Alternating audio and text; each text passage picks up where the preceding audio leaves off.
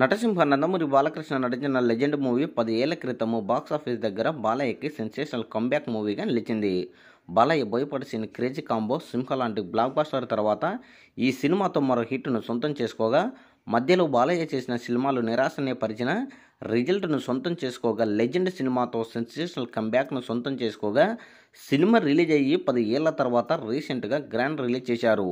ఈ నెల 30న ఈ సినిమాని రిలీజ్ చేయగా, సినిమా మొత్తం మీద రిలీజ్ ఇంపాక్ట్ ఎలా ఉంది అని గమనిస్తే మటుకు సీడెడ్ మరియు హైదరాబాదు పరిసర ప్రాంతాలలో కలెక్షన్లు బాగానే వచ్చాయని తెలియజేస్తున్నారు. కొన్ని షోలు క్యాన్సిల్ అయినప్పటికీ కూడా ఉన్నంతలోనే ఈ యొక్క చిత్రము బాక్సాఫీస్ దగ్గర కాసుల వర్షం కురిపించింది.